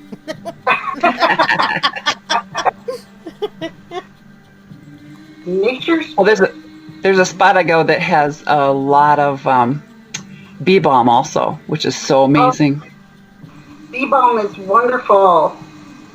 I tried to plant it a few years ago, and it just didn't grow. And I thought, oh my gosh, that's just crazy, because it should just be springing up everywhere. But I'm in trouble here, so I don't know what's going on with my ground, but I'm going to have to kind of see what I need to make it grow. Jennifer knows where the bee balm grows and the bees are. And the bees chase me off. I try to collect just one bee. One bee said, "Leave, Jennifer." So I did. She did. I'll stand there watching her and go, "Where are you going?"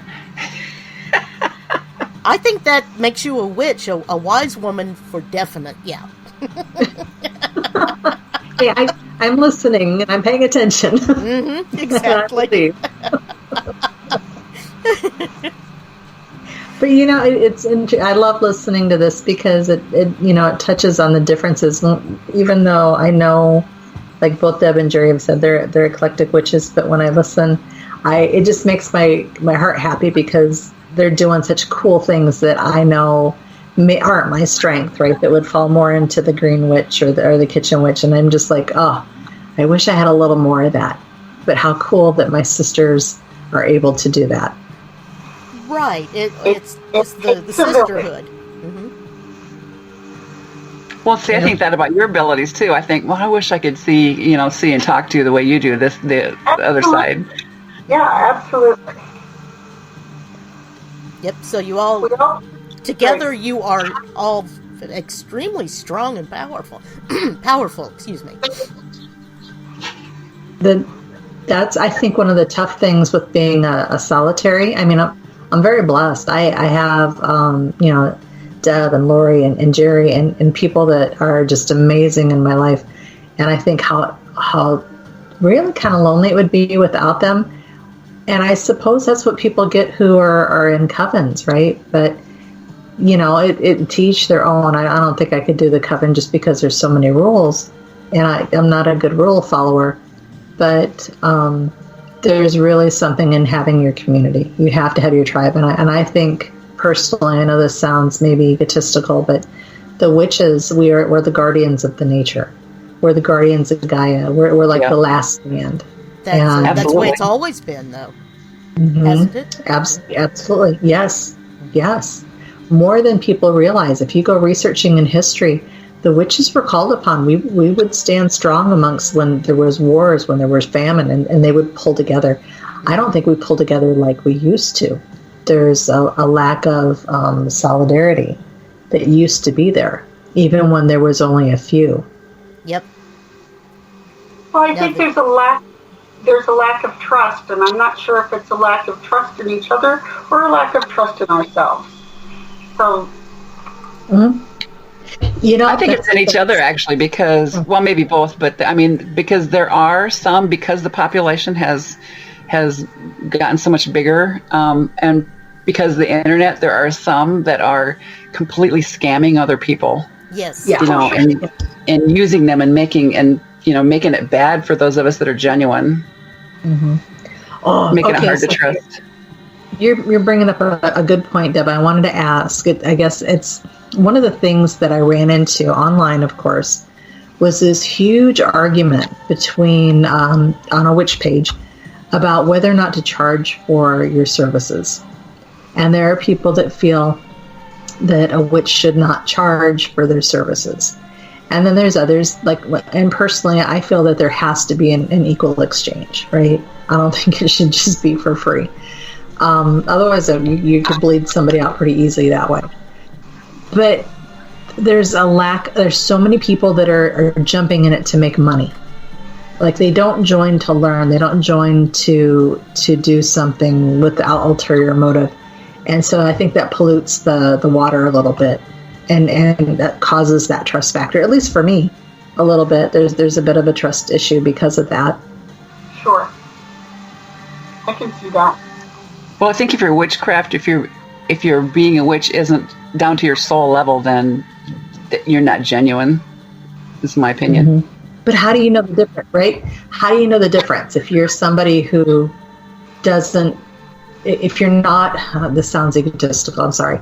If you're not an experienced witch who knows how to feel the energy and tune into that, you're somebody looking for guidance, you're looking to grow your witchling, and you're looking for someone to share that information. How do you know where that good resource is? How do you know which book is written by an ethical person that's going to have knowledge in it, right? I think there's a challenge there today with that. Yeah, it's trial and error for sure. Yeah. Well, I think that in all things, I mean, whenever anyone who's new asks me questions, it's read. But you're going to read everything you can, and there are going to be things that you read and they just do not resonate at all. Yep, exactly. And there are times when I read something, and quite frankly, maybe it's ego coming out, but I think, oh, that's Mm-hmm. but who thought that was even a deal, But and then you think, well, who is this person? And then you have to start looking at who you're reading. But read contradictory things. Read from one person's perspective, read from someone else's perspective. And in the middle of that somewhere you will find the truth for you. Absolutely. Indeed. Beautiful, Jerri. Mm-hmm. What do you think about charging for services? Me? Mm-hmm.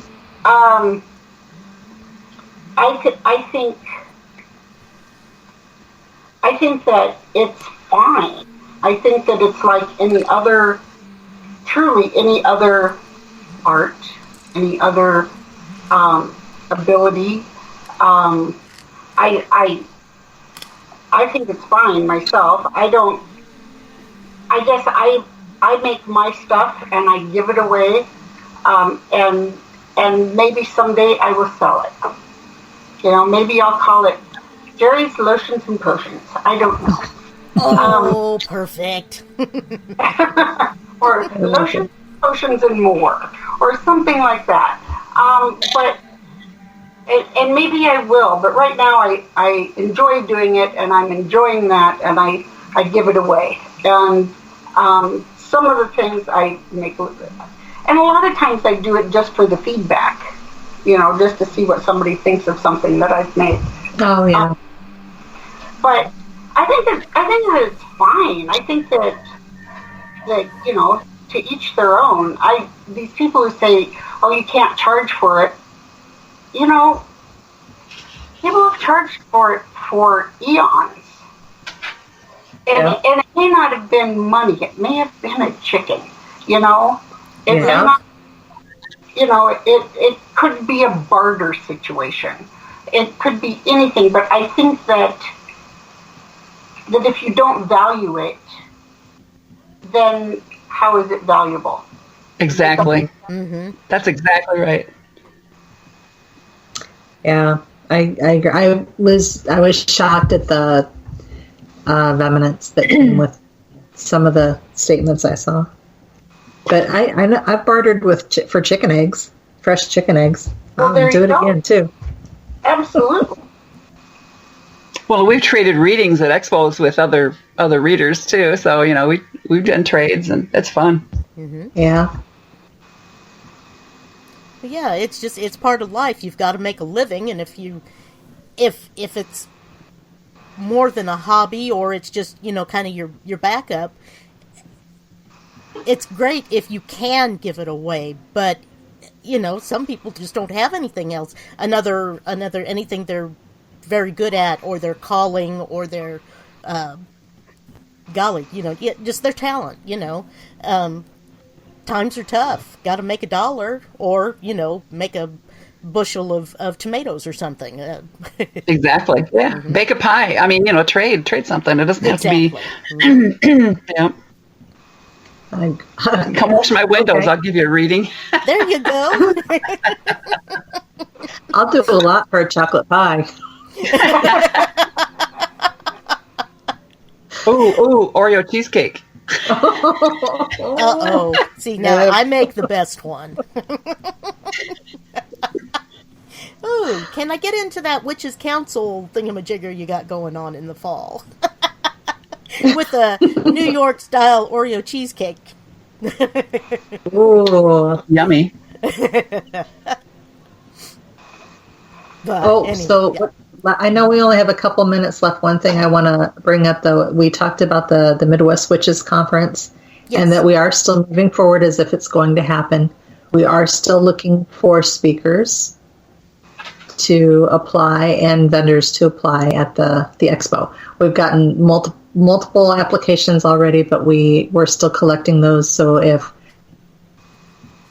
someone listens to this and they would like to be a speaker, please feel free to go to the Midwest Witches Conf webpage and fill out an application.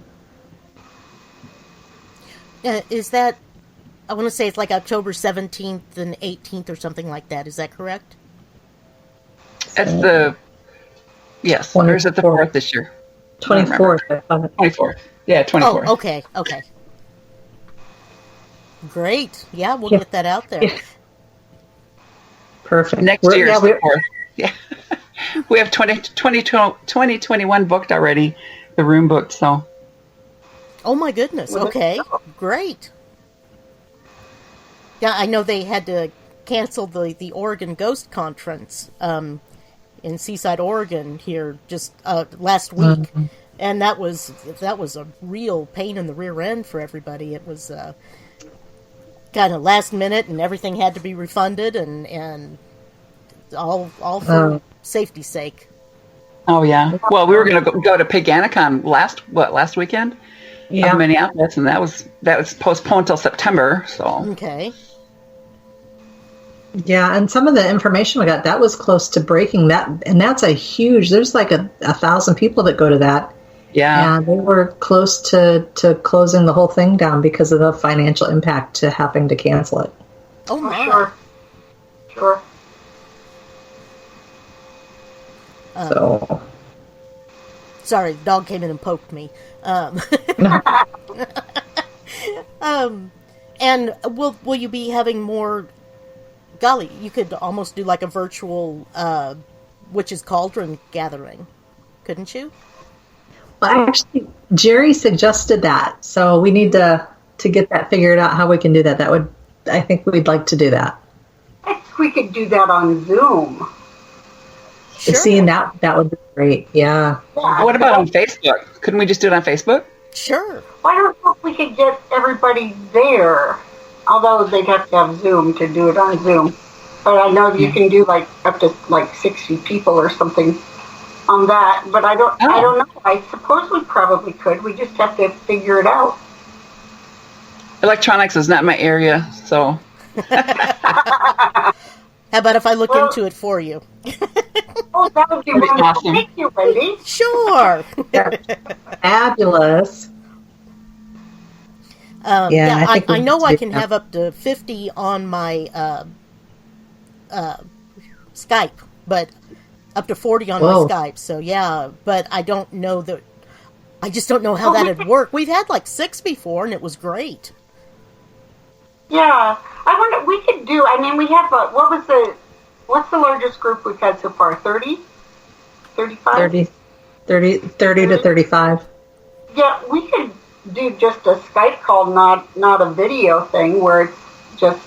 I mean, although the video is much better because you can't see the candles when they're being lit if you don't have the video. Yeah. Right. Well, maybe pick a time or boost your Wi-Fi or whatever, and maybe that would help. Yeah, we should figure out something. I know I broached this subject with Jennifer a couple weeks ago, and we were chatting. Yeah. And it might be kind of fun to do, or interesting anyway. It's worth a try, right? It's worth a try. We need to branch out a little bit in these times. Well, worst case scenario is it'd be just us and we'd just talk. Oh yeah, that would be so rough. I'm good with that. Well, it's just, I think we really had some momentum going there. This was really kind of blossoming. And I know that there were growing pains along with that, but we're really starting to blossom out with that. And I hate to have this just, nip it in the bud before we get going and people start going in their everybody's own direction, and lose track. We do have the Facebook page, but I think one of the things that helps though is the Witch's Cauldron gathering is free, so it's easier for people to come. To be honest, it's not like a class that you have to pay for, so it's a little more available. right. And that's in. I know it's in Iowa, but you do it at the Wild Indigo Coyote. It's At Illuminations. We do it at Illuminations. Oh, okay. Yeah. All So right, shop everybody. it. I tell you what, though, if we get too many more people other than 30, we're going to have our venue is going to be pretty tight. We may have to just have it. Just people sign up on Skype, and if they don't, or not Skype, I'm sorry, schedule listening. If they don't sign up, they can't come. Yeah, I guess there you go. maybe. Mm-hmm. the young ones have to sit on the floor. That's all there is to it. That's right. As long as I have my little brick for my feet because of Jerri, I'll be fine. Oh. I took part in one of the Standing Rock candle vigils back a few years ago, and it was down in right on the banks of the Missouri River, right in the old River Key area, where they've made a beautiful river walk and a nice park area. I'm still not sure how late you want to be there alone, but at the same time, during the day there's all kinds of people everywhere, and that worked out really well. So you might think about that too. Sure. Oh, just doing an outdoor location. Mm-hmm. But anyway, yep, we are. Oh, okay. Honestly, I don't worry as much about the time as, say, Jake or June do, because I'm up anyway, and we've got time if we want it. But how would people get a hold of you, and where, if they were looking for you? We have a Facebook page. Mm-hmm. And then we also have a web page that our sweet girl Katie has put together for us, because she's really good at that. Anyway, that's wildindigocoyote.com. Okay. And then we have a wildindigocoyote@gmail.com. And Midwest Witches Conference @gmail.com. Okay.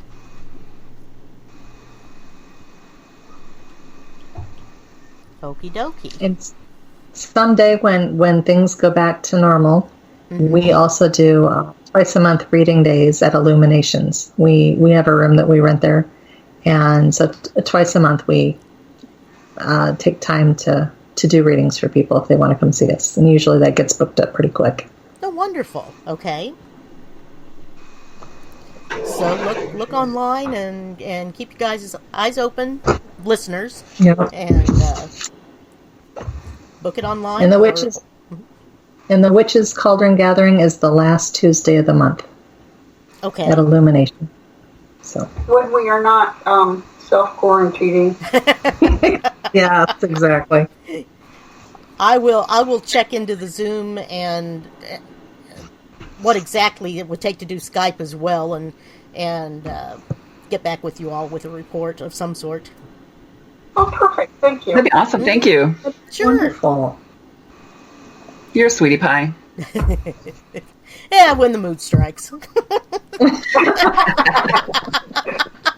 They obviously don't know you as well as I do. No. Exactly.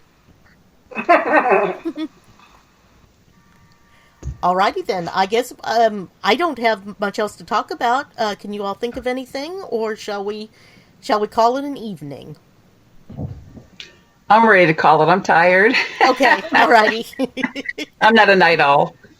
We can call it. All right then, everybody. We are looking at a special show this coming Wednesday. Now, it was going to be about the boogeyman and people's stories and, the different names and aspects of the boogeyman around the world, because there are a ton of them. But I haven't had a lot of response, and June is having some difficulties there in Seattle, Washington as well. So we've put that one off. But we might be doing some comedy skits with some other podcast and radio hosts. So keep an eye on the Mystic Moon Cafe Facebook page, and I'll have updates as we go. But it should be fun. I think there'll be comedies. Everybody can laugh and get silly, and it'll be a wonderful time.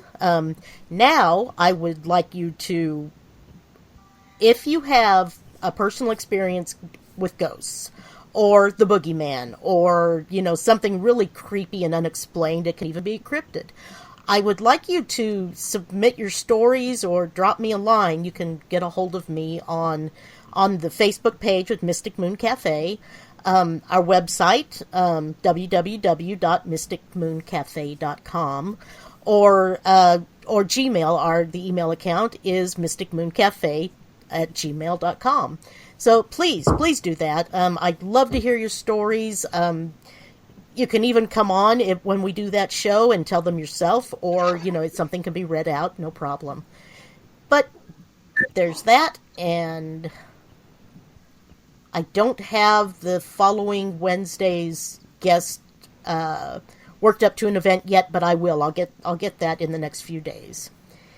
So, for Mystic Moon Cafe and everybody around the world, stay safe, stay clean, stay healthy. I'm going to take you out with Magic by Steady Rock Cosmonauts, and like I said, their April 1st album, that's this coming Wednesday, The Sleeper Awakens. Check that out. It's online. And everybody, have a great week. Talk to you later. Well, they Thanks, Wendy. You bet. Thank you. Thank you.